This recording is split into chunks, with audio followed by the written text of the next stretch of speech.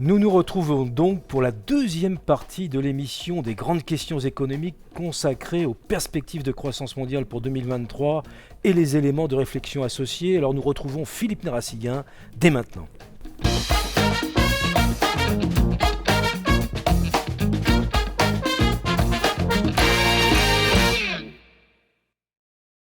Philippe Narassiguin, donc cette première partie d'émission, nous avons pu redécouvrir ce qu'était la croissance économique, la différence entre un PIB marchand et un PIB non marchand. Donc bonjour pour ce retour sur cette émission, deuxième partie consacrée aux perspectives de croissance mondiale. Les sujets sont nombreux, c'est un sujet compliqué, donc cette deuxième partie va nous permettre de rentrer en profondeur sur la comparaison effectivement des perspectives entre zones. Que dire de la première? Comment est-ce qu'on pourrait résumer cette première partie d'émission?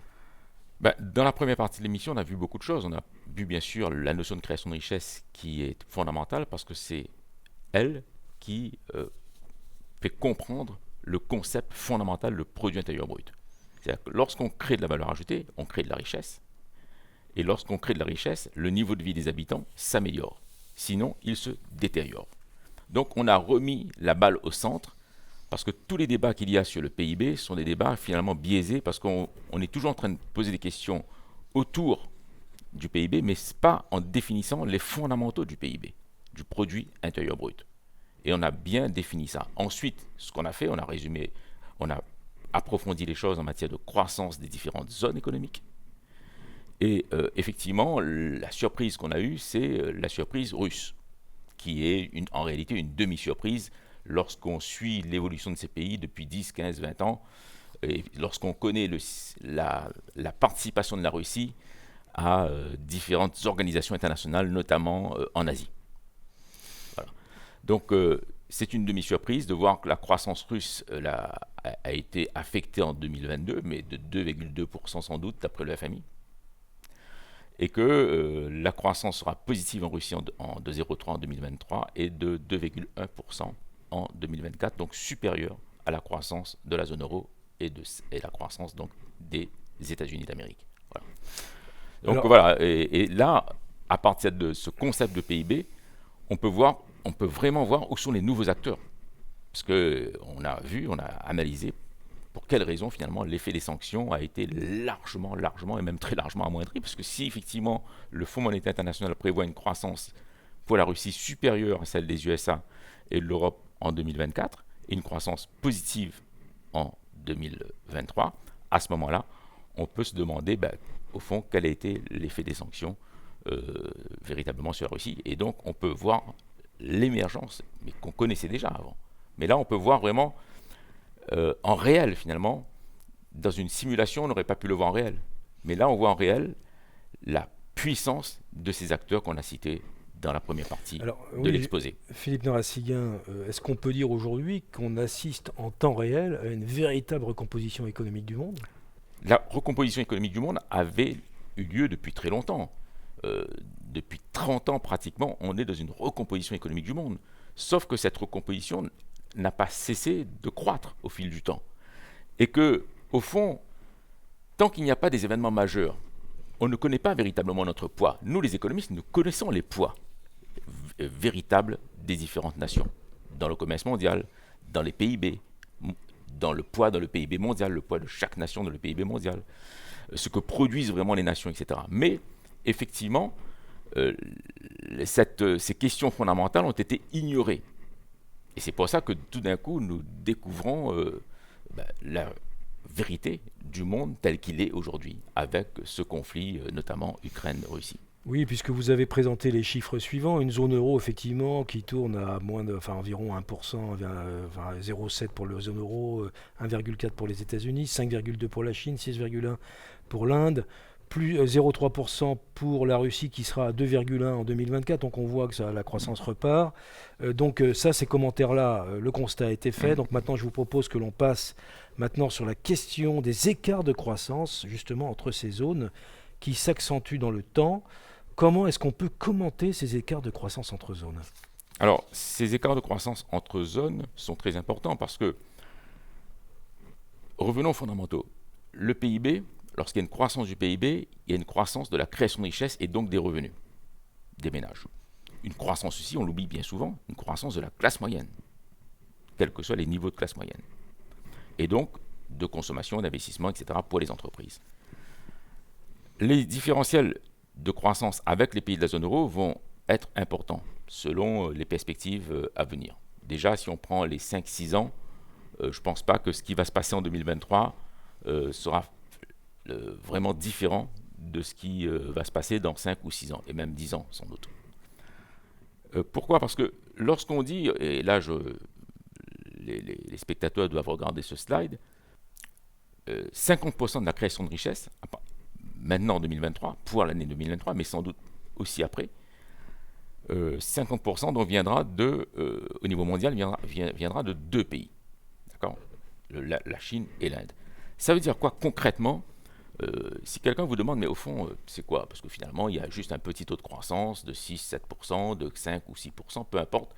Mais ça veut dire quoi concrètement? Lorsqu'on dit 50% de la création de richesse, donc du PIB, viendra de 2 pays. Ça veut dire que si vous avez un PIB mondial qui augmente de 1000 milliards de dollars, ça veut dire que 500 milliards de dollars de création de richesse viennent de ces 2 pays-là, sans compter les autres pays. Et donc, évidemment, l'écart avec la zone euro va se creuser. Et donc, le risque, qui est déjà là d'ailleurs, qui est déjà effectif depuis 2019. Effectivement, la crise Covid avait caché un petit peu tout ça. Mais le risque, c'est que cet écart se maintienne dans le temps et que, si on prenons pas les États-Unis, le cas des États-Unis, mais si on prend le cas de la zone euro, que la zone euro, et donc l'Union européenne, deviendra un acteur mineur dans les relations commerciales, monétaires et financières internationales. Des 3 domaines. Et on a vu avec ce conflit en Ukraine que effectivement les sanctions économiques avaient été largement amoindries par le jeu des acteurs, de ces nouveaux acteurs qu'on a cités, y compris les petits acteurs, parce que 75% de ces pays n'ont pas boycotté, 75% de la population mondiale quasiment n'a pas boycotté la Russie. Donc, voilà ce que ça veut dire concrètement. C'est pour ça que j'avais mis le chiffre juste avant. Et plusieurs questions vont se poser par la suite. Il y aura la question, la future question, mais qui est déjà là, de l'utilisation des monnaies internationales. Est-ce que les États-Unis, le poids économique des États-Unis, mettons 15 ou 16% du PIB et 66% des facturations du commerce, des biens et services en dollars, est-ce que cet écart qui est énorme entre le poids réel des États-Unis et l'utilisation du dollar, est-ce que ces pays vont l'accepter longtemps? Or, justement, pour l'instant, ils l'acceptaient. Cet écart était déjà là. Ce n'est pas quelque chose qui a changé avec la guerre en Ukraine, ni avec la crise Covid. Sauf que là, comme ces pays n'ont pas boycotté, les Russes, les Indiens, les Chinois ou d'autres pays, moi en tout cas je le sais pour 2 pays, ont mis en place des systèmes d'échange, et notamment de taux de change rouble-roupie, où les échanges de marchandises, de pétrole ou autres, se font en roupie ou en yuan. Une information que j'ai eue récemment, c'est que la Chine émet des obligations. Mais ces obligations sont maintenant émises en yuan. Or, quand on parlait d'obligations internationales, les obligations internationales étaient facturées massivement en dollars, par exemple. Aussi en euros, mais massivement en dollars. Et là, effectivement, les Chinois se disent, mais pourquoi pas nous, quoi, finalement. Et là, ça pose d'autres problèmes. Ce qui fait que si on revient effectivement à ce que nous disions, il y aura 2 aspects différents, si vous voulez. Il y aura cet écart qui va se maintenir sans doute entre la zone euro et le reste du monde, en tout cas les grandes zones qui constituent ce reste du monde, parce que le reste du monde en économie, c'est une appellation, d'accord? En comptabilité nationale, en balance des paiements, c'est le reste du monde. Bon. Donc, si cet écart se maintient comme on peut le voir là maintenant, finalement, c'est une marginalisation progressive que l'on subit. Et l'on pourrait peser, par exemple, pour donner un chiffre précis, en 2050, la zone euro pèsera dans le PIB mondial, pourrait peser dans le PIB mondial moins de 10%. À moins de 10% du PIB mondial, vous êtes un acteur mineur. Vous ne comptez plus. Mais ça, on l'a vu déjà. C'est pourquoi, en fait, ce qui est intéressant dans cette guerre qui se passe sous nos yeux, c'est que la reconfiguration s'accélère, en fait. C'est un accélérateur, oui. C'est un accélérateur parce que finalement, ces pays n'auraient jamais pensé en disant, finalement, on remet en cause le monopole du dollar. On n'aurait jamais pensé à toutes ces questions-là. Mais eux aussi ont avancé Mais du point de Philippe vue. Narasiguin, j'imagine qu'au niveau il y a quand même un certain nombre de personnes, des stratèges dans les différents pays, dans les grands pays. On a Aux États-Unis, oui. il y a des think tanks, comme on dit, des endroits, des laboratoires d'idées. Oui. Il y a quand même des gens qui font de la prospective. Mais j'imagine que c'est vrai en Chine, c'est vrai en Russie, c'est vrai dans tous les très très grands pays. La question des BRICS, elle date pas de 2020, ça a été créé avant 2020. Donc ça veut dire que ça a déjà été anticipé bien avant, cette Oui, bien sûr. recomposition. Mais ça a été plus qu'anticipé bien avant. En 2012, donc ça va faire 11 ans. 11 ans, 2012. La CIA publie un rapport, c'est la CIA, je ne vous parle pas de la Banque mondiale. CIA Interactive, vous pouvez aller sur le site de la CIA, c'est un gros think tank d'ailleurs la CIA, où la zone euro ne comptera que pour 9,5% du PIB mondial. Par conséquent, le jeu des États-Unis, c'est quoi? C'est bien sûr de dire la zone euro, l'Union européenne sera toujours avec nous, mais surtout, recentrons-nous sur l'Asie en fait. Moi, je ne suis pas là pour parler politique ni géopolitique, mais quand même, on voit la stratégie américaine qui est vraiment de se recentrer sur l'Asie. La guerre en Ukraine étant peut-être pour eux quelque chose qui a une importance qui s'amoindrira avec le temps. Enfin, on le verra. Est-ce que ça va prendre de l'importance pour eux avec le temps ou ça va diminuer encore plus avec le temps? Ça, on verra par rapport au rapport de force qu'il y aura sur le terrain et finalement la victoire des uns ou des autres ou la défaite des uns et des autres ou des autres. Voilà. Donc, effectivement, ce qu'on peut dire aussi pour les autres zones, c'est que la croissance de la zone Moyen-Orient, pays d'Afrique du Nord, restera très dépendant du pétrole et du gaz naturel, ce qui est un vrai problème, parce que ces pays ont un degré de diversification économique très faible, notamment au niveau agricole, industriel, agroalimentaire, technologie. Il y a des pays qui essayent évidemment de rentrer dans la course, je pense par exemple à des pays comme le Maroc, qui essayent de se doter d'une industrie, d'une agriculture moderne ou même familiale, etc. Donc il y a des pays qui essayent de rentrer dans la course, mais il y a d'autres pays, notamment l'Égypte ou même l'Algérie, qui sont encore très très dépendants. D'accord ? Après, effectivement, vous parlez des BRICS, et c'est pour ça que je reviens au slide que je ne trouvais pas tout à l'heure, je reviens au slide précédent, c'est que dans les BRICS aujourd'hui, l'analyse qui est faite par l'ensemble des pays, c'est que si effectivement l'Union européenne n'arrive pas à affaiblir la Russie, comme on le présentait au départ, un effondrement de la Russie, vous avez déjà des indicateurs qui montrent quel est l'état d'esprit actuellement. J'ai entendu dire là dans les infos que 10 nouveaux pays, vont demander leur adhésion aux BRICS. Après, bien sûr, il y a le processus d'adhésion, etc. Notamment l'Arabie Saoudite, les Émirats Arabes Unis, l'Algérie ou d'autres pays, sans doute peut-être l'Égypte, etc. Bon. Donc ça veut dire quoi? Ça veut dire qu'il y aura les BRICS, plus cette zone qui n'était pas, ces pays qui n'étaient pas dans les BRICS, qui vont faire partie des BRICS, et donc apparaîtra une nouvelle zone économique mondiale. Avec des monnaies de facturation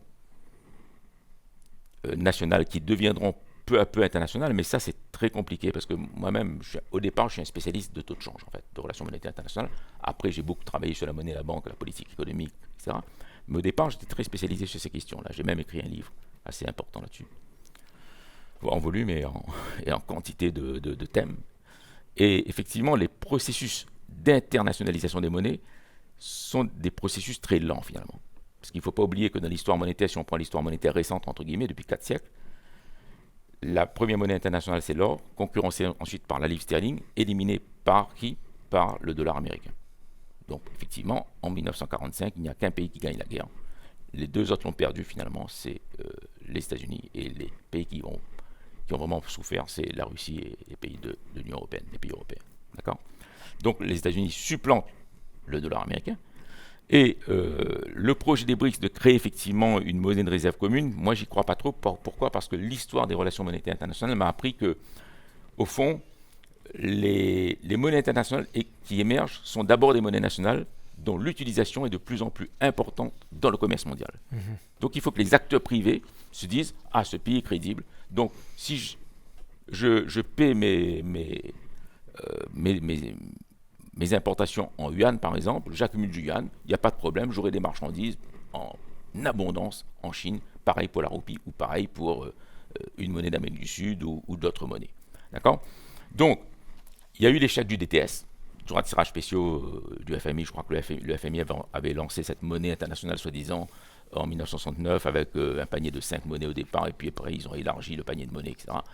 Et donc, il y a eu l'échec du DTS, des droits de tirage spéciaux, et le dollar est resté toujours la monnaie dominante. Donc d'accord pour moi, donc voilà. Oui, alors justement, parce que ça, c'est un point que tout le monde ne connaît pas. Vous êtes un spécialiste de la monnaie, mais pour les novices dans le domaine, ces monnaies internationales, elles émergent, vous précisez, à partir des transactions de marché. Des transactions de marché, c'est ça. Donc c'est un processus qui s'établit dans le temps. Il ne suffit pas de le décider en réalité. Non, ce sont les acteurs privés, donc les entreprises, qui décident quelle monnaie ils vont choisir à l'exportation et à l'importation.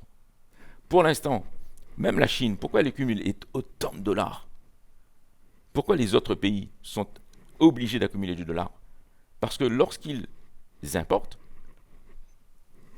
les pays fournisseurs, en quelque sorte, refusent d'accepter, pour l'instant, d'accepter le yuan ou la roupie ou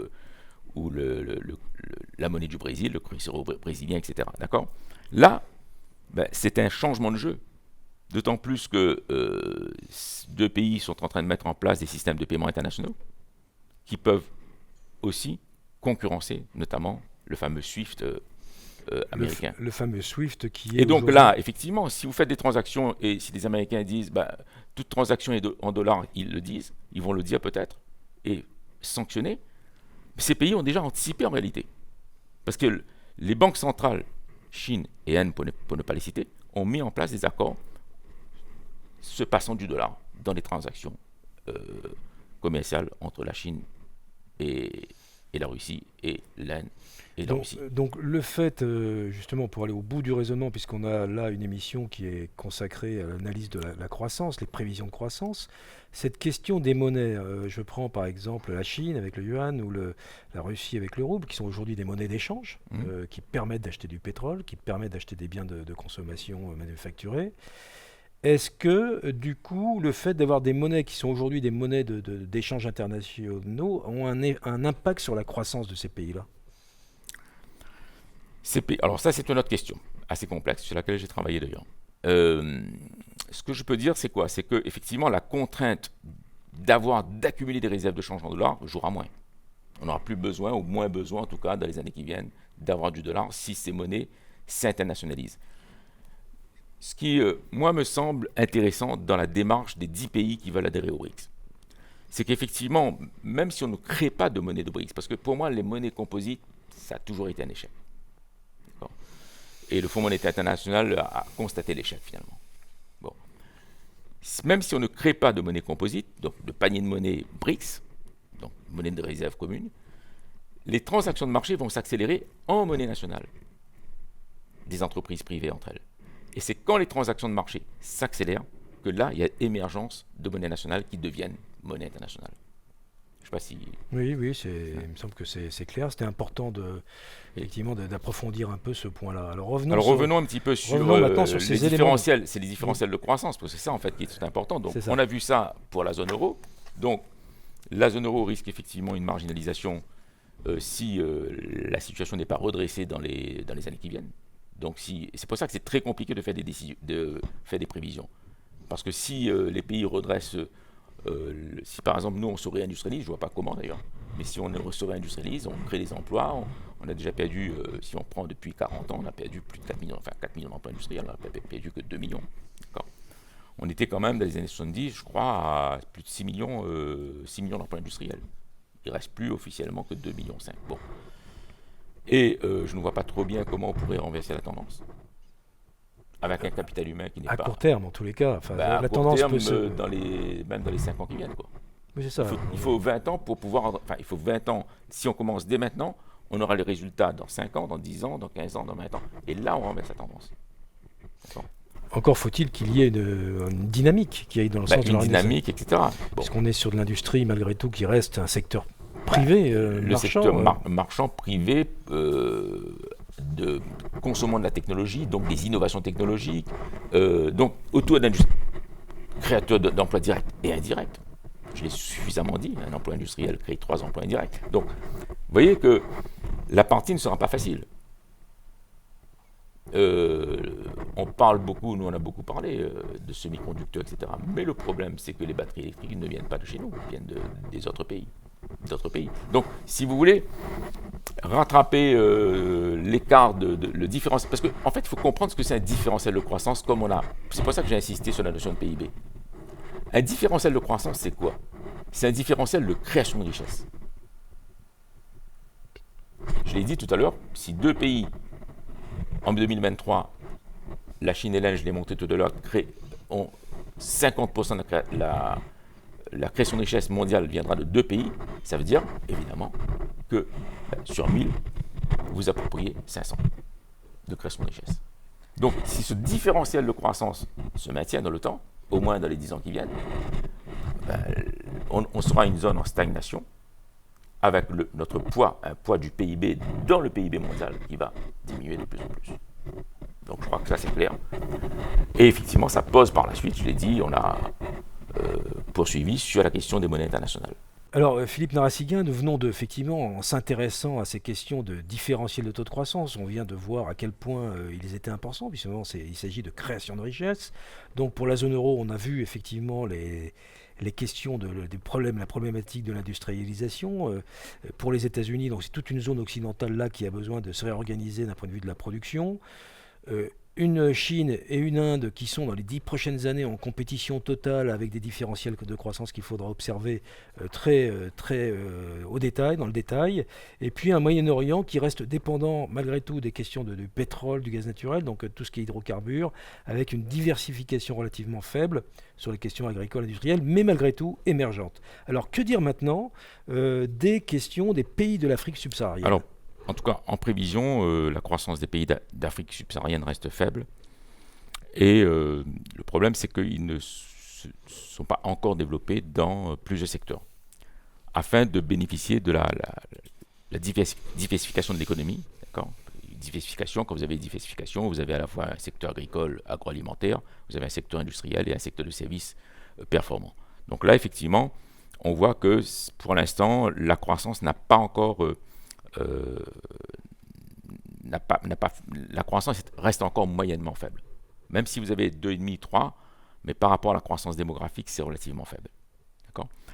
Et donc, ça ne permettra pas, si ces taux restent à ce niveau-là, une montée en puissance du revenu par habitant. Et donc, la constitution de classe moyenne importante dans les pays d'Afrique subsaharienne. Mais cela peut changer. Cela peut changer parce que de plus en plus, en Afrique subsaharienne, il y a des entrepreneurs. Il y a des écosystèmes qui se mettent en place dans beaucoup de domaines, industriels, informatiques, etc., services. Il y a aussi, justement, des moteurs de la croissance qui ont des relations commerciales de plus en plus avec ces pays d'Afrique. Nous, on découvre trop tard, d'ailleurs. Il y a un numéro là qui vient de sortir sur un magazine. On découvre tardivement qu'au fond...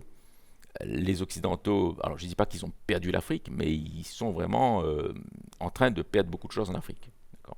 Et ce n'est pas seulement dû au fait de l'armement ou comment dirais-je, la présence militaire de ces pays-là, mais aussi beaucoup à des relations commerciales qui se nouent, qui se créent, qui s'intensifient avec ces pays. Donc effectivement, si vous avez une zone Asie qui est dynamique, je pense qu'avec tous les efforts que font les pays d'Afrique subsaharienne, on aura une croissance plus forte, mais surtout que ces pays arriveront au fur et à mesure à se diversifier. Ça, je crois que c'est aussi, il faut le souligner. Même si on voit la problématique pour l'instant statique, mais on ne sait pas ce qui va se passer dans les 10 ans, parce qu'effectivement, les acteurs sont de plus en plus nombreux. Vous précisiez, là vous le rappelez dans le document, la question de... Alors c'est vrai que ça peut faire l'objet d'une causerie à part entière, mais la croissance économique, il faut systématiquement la mettre au regard, en rapport à la croissance démographique. Oui, parce que si vous avez une croissance démographique de 5%, alors que la croissance économique n'est que de 3%, évidemment, et surtout s'il n'y a pas de diversification économique, ça c'est un problème, vous n'avez pas de euh, diversification de l'emploi, vous n'avez pas de secteurs qui peuvent créer massivement de l'emploi, et donc là, vous ne pouvez pas espérer un développement réel. Et ce sont le développement réel. J'ai souvent dit, c'est quoi le développement réel finalement? C'est bien sûr la diversification de l'économie, tout ça, mais c'est l'émergence en puissance de classe moyenne. Voilà, De donc ça classe c'est vrai, moyenne je pense que importante. C'est ça en fait, l'émergence de c'est le classe moyenne. critère pour moi. Ce qui résume tout, c'est l'émergence de classe moyenne. Donc le poids de la classe moyenne, tout d'un coup, passe de 40% à 50%, de 50 à 60, à 80 dans une économie. Vous voyez, ça, c'est le critère le plus important. Classe moyenne qui permet de développer Ah ben, cette développer économie encore par la plus consommation, par la par le pouvoir production, d'achat, par l'investissement, donc ça l'investissement. stimule l'investissement des entreprises, etc.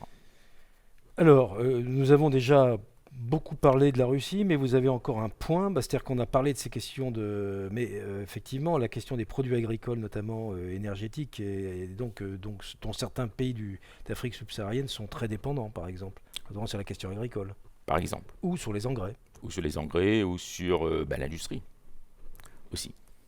Mais encore une fois, on ne sait pas, parce qu'avec la reconfiguration de la géographie mondiale des échanges, on ne sait pas, justement pour l'Afrique notamment, comment ça va jouer. Parce que je reste quand même surpris que de plus en plus de pays font acte de candidature au niveau des BRICS, pour intégrer les BRICS. Alors, c'est une Donc question... ça va stimuler automatiquement les échanges dans la mesure où, à l'époque, c'était des rapports d'État à État, mais qui n'avaient pas de contenu économique précis.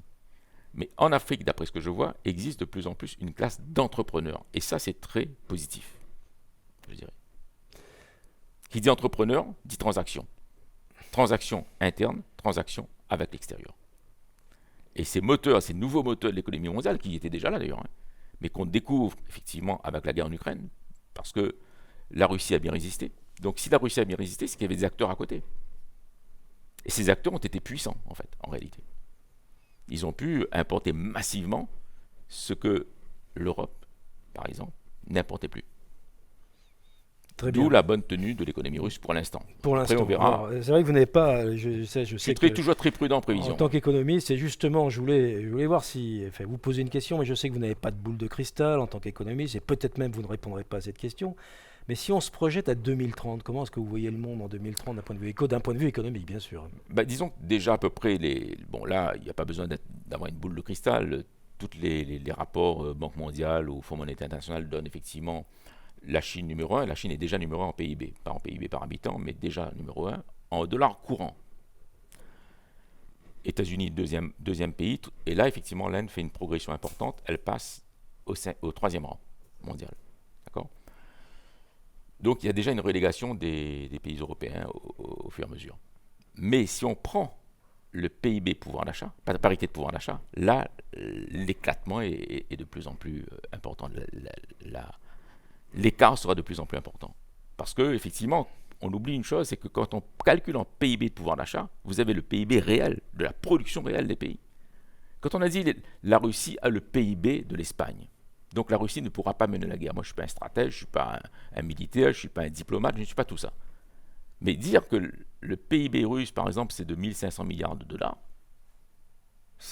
pour moi, heureusement que certains économistes ont parlé, on dit non, mais ils ont quasiment un PIB au même niveau que l'Allemagne si on corrige par la PPA, par la parité des pouvoirs d'achat. Je pense que là, Mais ça, c'est encore une autre émission, parce voilà, que c'est une je pense autre que ça, émission. il faudra le faire. Voilà. Oui. Donc déjà, si on prend en dollars courants, voilà le classement 2030. Le classement 2030. Alors, Philippe Narassiga, nous arrivons au terme de ce deuxième épisode consacré à la croissance économique et aux prévisions mondiales.